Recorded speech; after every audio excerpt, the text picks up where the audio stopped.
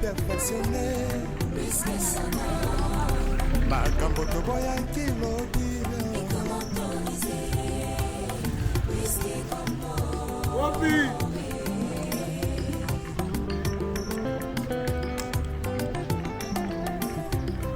Lisume koma nango perfectionné. Makambo toboya kilobi ekomi autorisé.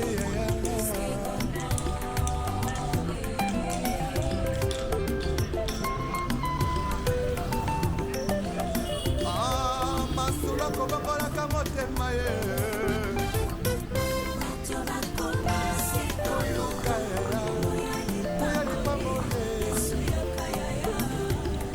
Yesu yakanda yo vrema koluka lipangoli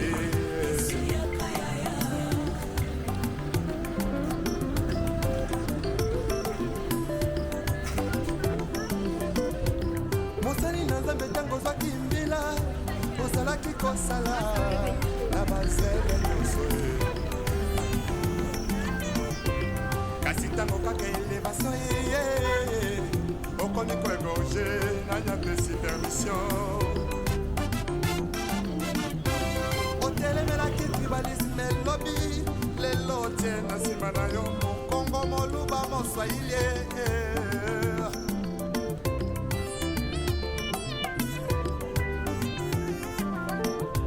Situ jeunesse en lelo balingi kaka kibanditisme pe bavi ya kuta tire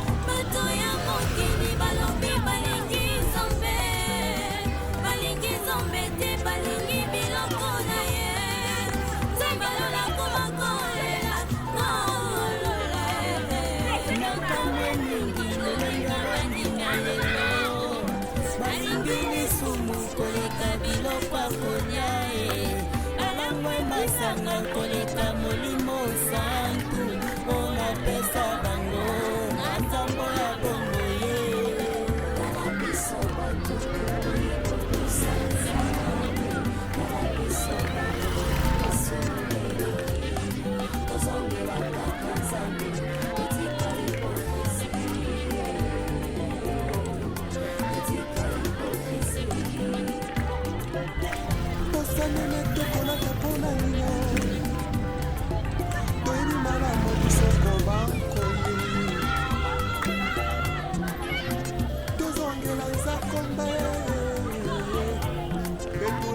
la parole, tournons tous à la parole. Nous dévotons ma sœur, et que mon collègue l'oblige, tous en a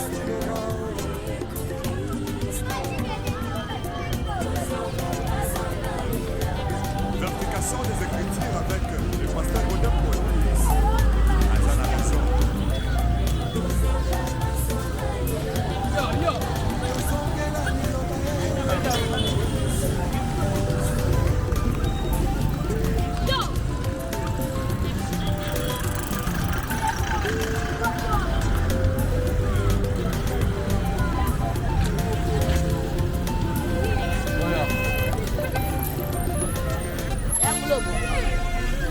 Okay,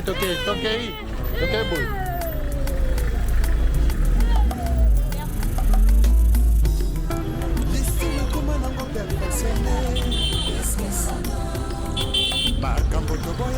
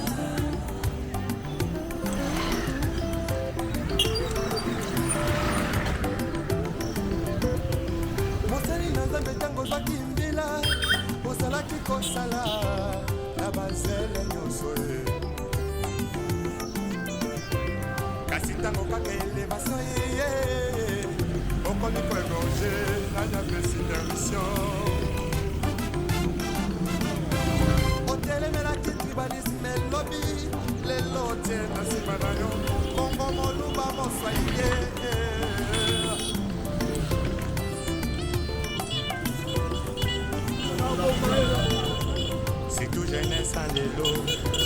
Balingue kaka qui banditisme, pe bavi à kuta tiré.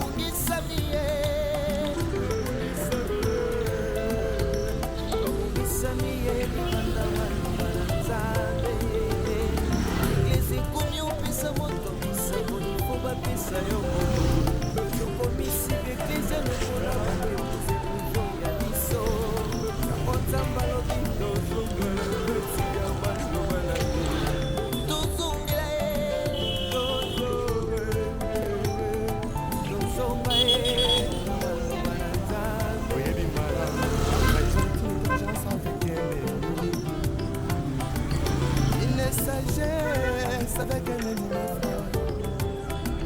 Okoma kotrahi sakutela nsima o. Yesu yo, Yesu zonga na yo. Oluka baboye ya Yesu yakana yo. Ibangole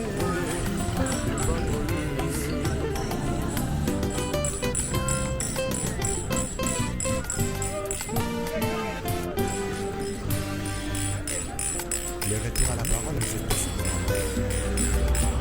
S'il te plaît, retourne à la parole. Talabiso batoto boyiko tosanzambe. Talabiso bato masumu eleki. Tozongela kaka nzambe totika hypocrisie. Totika hypocrisie. Talabiso batoto boyiko tosanzambe. Talabiso bato masumu eleki. Tozongela kaka nzambe totika hypocrisie. Totika hypocrisie. Totika hypocrisie. Bato ya mokili balobi balingi nzambe. Bato ya mokili balobi balingi nzambe. Balingi nzambe te balingi biloko na ye. Nzambe alola koma kolela nolola ete. Makambo mingi lolenga bandimi lelo. Balingi lisumu koleka biloko akolia ye. Balangwe masanga koleka molimo santu. Mpona pesa bango na nzambo ya bongo ye. Talabiso bato boyiko tosanzambe. Talabiso bato masumu eleki. Tozongela kaka nzambe totika hypocrisie. Totika hypocrisie. tosangela tokolaka mpona lino toyebi malamu biso kobankoye tozongela nzakomba retournons tous à la parole.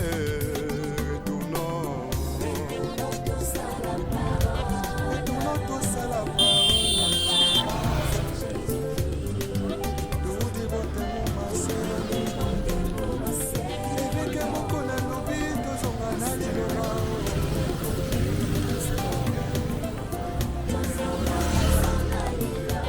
Verification des Écritures avec le pasteur Godin Paul.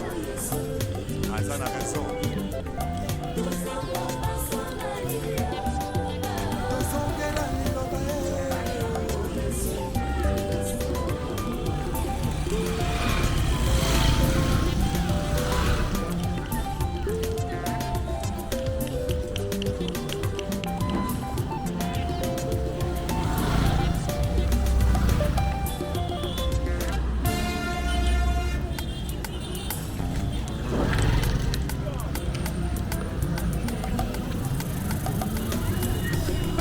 Lisumu koma nango perfectionné. Makambo toboyaki lobi.